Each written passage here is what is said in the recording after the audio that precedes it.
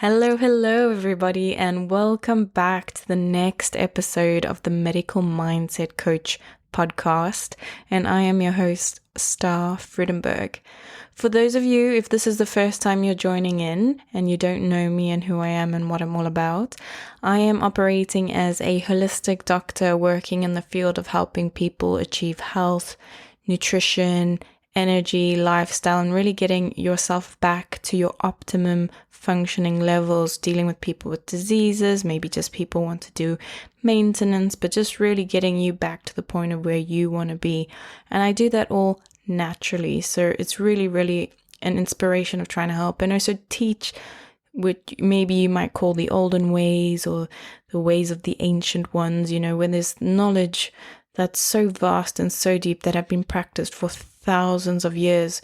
In comparison, where Western medicine is only a couple of hundred years, just trying to sort of bring that back in because we can naturally achieve ways of healing and also long-lasting success of achievement as well. Whereas typically people might go to Western medicine and then they might have a problem and then they have to take a couple of pills. And then all of a sudden they're on this hamster wheel that now that pill creates another problem and they're just continuing this evil cycle until eventually the body does give up or isn't strong enough to handle basic things anymore, and then you might just get wiped out by a flu. So the work that I like to do is obviously help people kickstart a holistic approach where we do adjust everything from A to Z, whether that's your mindset, that's your lifestyle, that's your diet, that's your certain behaviors, certain patterns, certain habits. And we correct all of those things. And that's sort of the work that I specialize in to be able to do and help you with that. So I can pull upon broad range of knowledge or even refer you to people who I think might be appropriate for you and your needs and then get you there. So again, the purpose of this podcast is just every episode just to give a little bit of information out there that, should be common information, common knowledge, but not really, and it's not really out there or not, just again with the technological advancement that, okay, it's just so much out there that we don't even know where to look, how to look, and even what is right anymore. Because if you go on Google, famous Mr. Google, Dr. Google, you can find pros and cons of opposing opinions to the same thing. So then you think, okay, well, what's the right answer anymore? So we don't really know. And that's where we need to actually go to experts and say, okay, great. Please tell me, what do you know? What has worked? And, always working with experience, I always think is the number one winner of it all. So today's episode is going to be more of something that I'm going to read to you. It's quite an informative thing that I've got from the NHS because recently, in the recent weeks, I have received a few patients who have recently, gone through, the unfortunate experience of having cancer. But in the particular with the clients that I've been working with who have, women, of course, had cervical cancer. So a lot of people don't really know much about it. And again, just like many things, cancer is kind of a taboo subject that, it's quite common, it's quite popular. A lot of people have it. I'm sure pretty much everyone knows someone who has had it or has passed away from it. But again, there's not this sort of proactive thing about let's teach you about cancer. Let's get you to know that if these kinds of signs and symptoms pop up, please go get it checked out. Because the idea is prevention is better than cure, because at the end of the day, you can, target it, find it when symptoms arise and not let it get to sort of a metastasized state where it's just all over the body and you can't reverse it.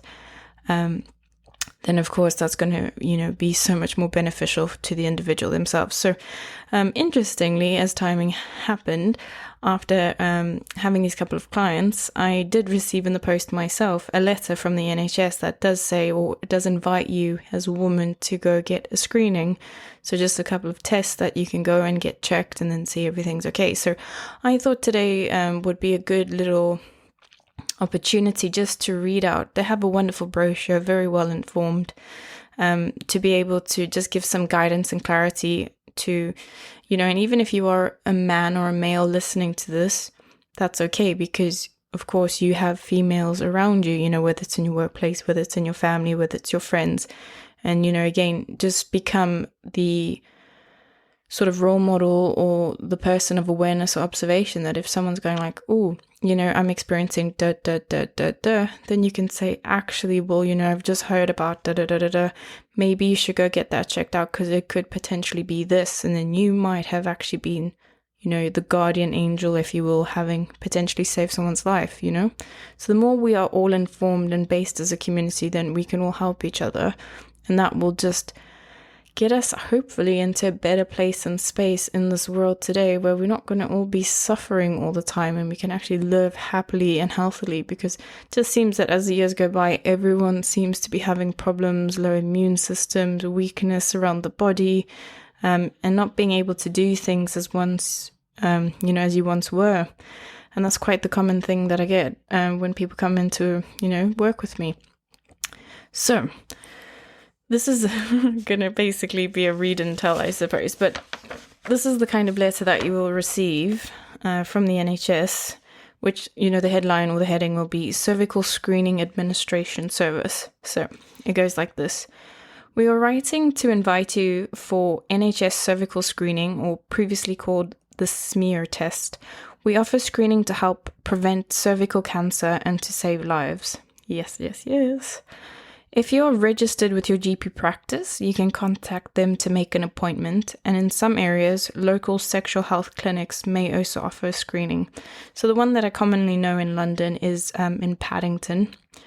And it's called the St. Geoffrey's Wing Sexual Health Clinic. So that's quite a common one that people go to. But of course, if you live outside of London, anywhere locally, again, just phone your GP and you'll be able to register and get an appointment, because they do take this very seriously. And they want to just make sure everyone is okay and healthy. So, and again, it's not something that you have to pay for. So please, just grant yourself the liberty and time just to be able to take a few minutes, right? So the test will only take a few minutes, and you can ask for a female nurse or doctor as well. We invite women aged 25 to 64, whether or not they are registered with a GP. You should consider having surgical screening regardless of your sexual orientation, sexual history, or whether you have had the human papillomavirus or HPV vaccination. Cervical screening now tests for HPV. HPV can cause changes in the cells of the cervix. So if we find HPV in your screening sample, then we can check it for abnormal cells. By finding and treating these early, keyword early, we can prevent most cases of cervical cancer. So please read the enclosed leaflet about cervical screening, even if you have had a screening before. This leaflet is to help you decide whether to have the test. More information is also available at the www.nhs.uk/cervical. We will send you your screening result to you by post. The nurse or the doctor who does your screening will tell you when you can expect to get your letter, and they will also get a copy. So please make sure you tell them about any changes to your address. So now there's quite a nice system, probably again how technological advancement has happened since post-COVID, that you'll have sort of this online platform or portal that you'll just get an email and say, okay, you've received a letter from your GP. You'll click on it, and then you'll just have this online access to see your letter, any appointments that have been made or registered at hospitals, whether they'll hold a telephonic conversation with you, or it's just a simple email, or if you'll be called into a hospital to do an appointment for follow-up, for example. Cervical screening cannot prevent every cervical cancer. Cancer can start to develop in between screening tests. So if you have any symptoms such as, so red flags here, bleeding between periods, after sex or after menopause, or changes to vaginal discharge, please see a doctor as soon as possible. If you have any concerns or questions about cervical screening, please ask your healthcare provider. And this is sent by the Cervical Screening Program on behalf of the GP. Great. So that's the letter that you receive. So NHS cervical screening, so helping you to decide whether you need one or not, right?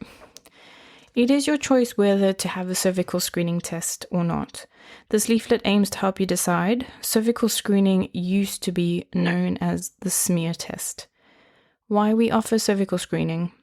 NHS cervical screening helps prevent cervical cancer. It saves thousands of lives from cervical cancer each year in the UK. In England, cervical screening currently prevents 70% of cervical cancer deaths. That's quite a high statistic. If everyone attended the screening regularly, 83% could be prevented. Who we invite? Cervical screening is for women and people with a cervix. We offer screening every 3 years from the ages of 25 to 49 and every 5 years from the age of 50 to 64. This is because most cervical cancers develop between these ages. First invitations arrive a few months before people turn 25, so you can book your appointment as soon as you get your invitation. We invite some people more often due to a previous screening result. You should consider having screening regardless of your sexual orientation, sexual history, or whether you've had the HPV vaccination. If you are a transgender, trans man, registered with your GP as a female, you will need to send your invitations we will send you invitations for cervical screening. If you are registered as a male, you will not receive invitations, but your GP or practice nurse can arrange an appointment for you if you have had a cervix. If you are a trans woman, you do not need cervical screening. Cervical cancer. Cervical cancer happens when cells in the cervix grow in an uncontrolled way and build up to form a lump, also called a tumor. As the tumor grows, cells can eventually spread to the other parts of the body and become life-threatening. Your cervix is the lowest part of your uterus or womb and is found at the top of your vagina. So there's different aspects or sort of different ways that the vagina, the womb area will be broken down, but you'll get the ovaries, the uterus, the cervix, the vagina. So that's just sort of like a diagram. If you do go online, you can it will show you the female reproductive system. And of course the cervix is at the top of the vagina, so not everyone knows sort of the breakdown of it, but it's okay. That's not for the purpose of this conversation. HPV and cervical cancer. So nearly all cervical cancers are caused by a virus called human papilloma virus, or HPV.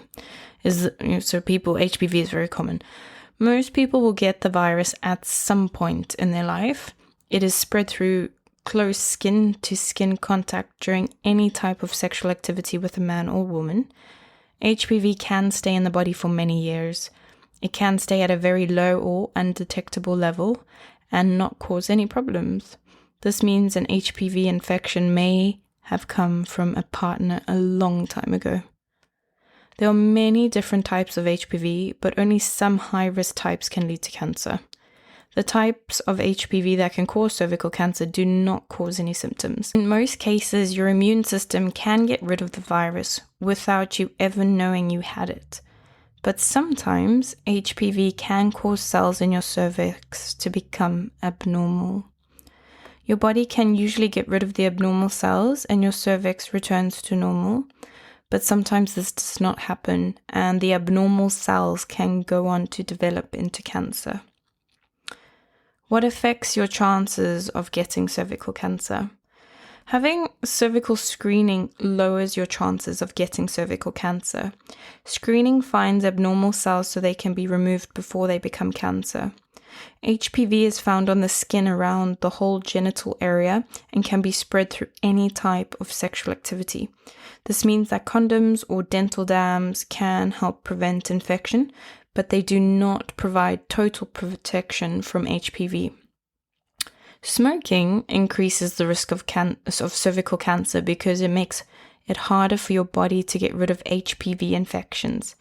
Information about stopping smoking is also available at www.nhs.uk/smoke-free.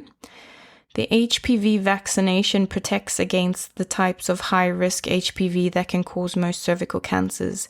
If you have had the HPV vaccination, you will still need to consider having cervical screening when you are invited. This is to check for other high-risk HPV types that can lead to cervical cancer. Having a family history of cervical cancer does not affect your chances of developing cervical cancer. How cervical screening works. Cervical screening is not a test for cancer. It looks for abnormal cells in the cervix. Abnormal cells can develop into cancer if left untreated. The test involves using a soft brush to take a small sample of cells from the surface of your cervix. The sample is put into a small plastic container and sent to a laboratory. It is tested for these types of HPV that can cause cervical cancer. If you have a negative result for the most common types of HPV that cause cervical cancer, your risk of cervical cancer is very low, and there is no need to check for abnormal cells even if you have had these in the past. If you have a positive result for HPV, we will check the sample for abnormal cells. Abnormal cells are not cancer, but they could develop into cancer if left untreated. The cervical screening results. The nurse or doctor will tell you when you can expect your results letter. There are 4 possible results. 1. HPV negative. An HPV negative result means we will not do any further tests. This result means it is highly unlikely that you will have any abnormal cells. Even if you did, it would be extremely unlikely that they would cause a problem. We would simply call you back for screening again in 3 or 5 years' time, depending on your age. Number 2, HPV positive, no abnormal cells. If your sample is HPV positive, we also tested for abnormal cervical cells. If none are found, your result will say you have HPV but no abnormal cells. We will ask you to come for a screening again sooner than usual. Your result letter will explain when. And from what I understand already from clients, that can be sometimes like 18 months or so. So this is so we can check if your immune system has got rid of the HPV. This happens in most cases. 3. HPV positive, abnormal cells found. There are several grades of abnormal cells, as some are more serious than others. Your result letter will explain what your results mean. If you have HPV and any grade of abnormal cervical cells, we will refer you for colposcopy, which is on a different page. We will send you our information leaflet, NHS cervical screening, having a colposcopy. Number 4, inadequate result. Occasionally, a sample may be called inadequate. This may be due to a technical problem. For example, if the laboratory cannot get an HPV test result from your sample or cannot see if abnormal cells are present or not. If you have an inadequate test, we will ask you to have a cervical screening again in 3 months' time. We will wait so that there are enough cells again to get a sample from. So 100 people have cervical screening. Of that 100, 87 have an HPV negative result and then are invited for screening again in 3 to 5 years. Of that 100, 13 typically have an HPV positive result, and of those 13, 9 are invited for screening again in 12 months' time, and the other 4 of that statistic of 13 are referred to have a colposcopy. What happens to samples after screening? Depending on your screening result, your screening sample may be kept by the lab for at least 10 years. Your result will be kept on a national secure computer system so that the NHS can compare your latest result with ones you've had before. Colposcopy. This is usually carried out in a hospital clinic. A specialist will take a close look at your cervix using a magnifying lens with a light. They can take a small tissue sample or a biopsy to check any areas of your cervix which look unusual. If the abnormal cells are serious, you may need treatment to remove them. This helps prevent cervical cancer. So, possible benefits and risks of cervical screening. So, it is your choice whether to have a cervical screening. To help you best decide, we've included information on the possible benefits and risks. Possible benefits. Cervical screening helps prevent cervical cancer. Cervical screening saves thousands of lives from cervical cancer every year in the UK. Possible risks. The main risks of cervical screening come from removing abnormal cells during a colposcopy and not from the screening test itself. Removing abnormal cells can sometimes cause bleeding or an infection, and it can also affect future pregnancies. Women who get pregnant after having abnormal cells removed are not at increased risk of having their baby early if they have a standard treatment. If more cervical tissue needs to be removed, women are slightly more likely to have their baby 1 to 2 months early. This may affect around 16% of women, 16 in 100, who have this more extensive treatment and then have a baby. Not everyone who has abnormal cells removed would have gone on to develop cervical cancer. We offer treatment to everyone with serious abnormal cells because it is not possible to tell who will and who will not develop cervical cancer. Symptoms of cervical cancer. Cancer can start to develop between your regular screening tests. It is important to look out for anything that is unusual for you, especially 1. Bleeding between your periods, during or after sex, or after the menopause. 2. Changes to vaginal discharge. Screening is not a test for investigating symptoms. If you have any of these changes, do not wait for your next cervical screening appointment. See your GP as soon as possible. Your GP can examine you and refer you to a gynecology clinic if necessary. Usually, these symptoms will not mean you have cancer, but if you're found to have cancer, getting it diagnosed and treated early can mean you are more likely to survive. So if you need more information or if you have any questions about cervical screening, you can talk to your GP, your practice nurse, or visit a local contraceptive or sexual health clinic.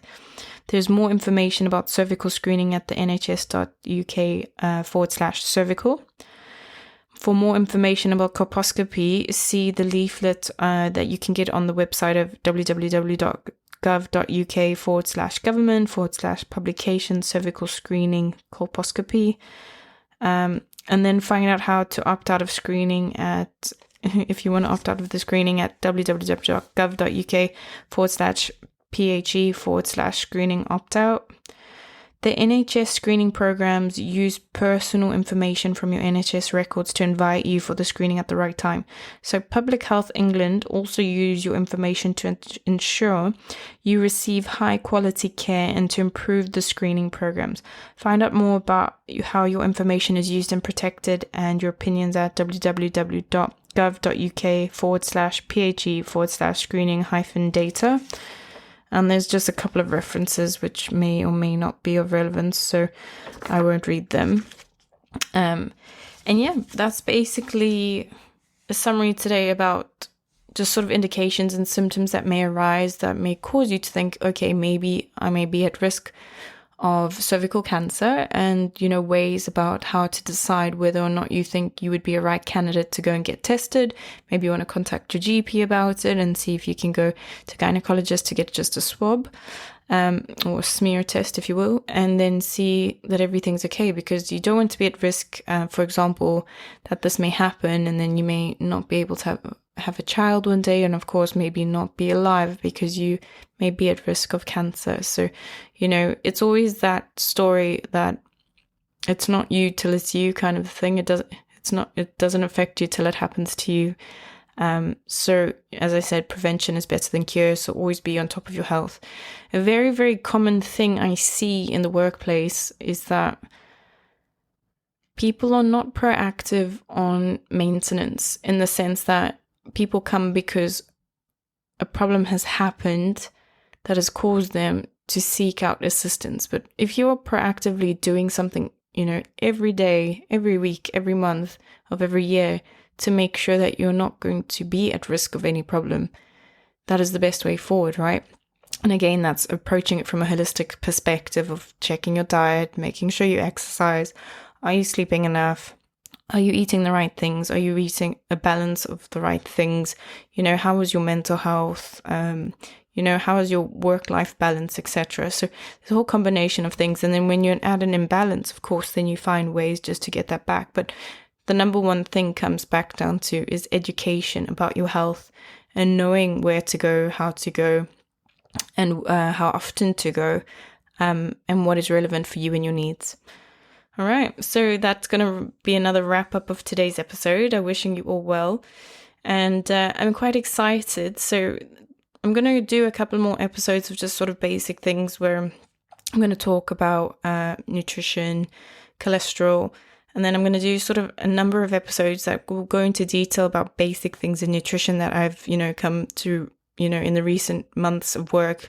There's been quite a lot of frequently asked questions, just basic, simple things that people don't know about that I think would be of benefit and worthwhile for people to know, because then at least, again, in your day-to-day, you can just sort of find little tweaks and changes that would be of benefit to you, your mindset and your body.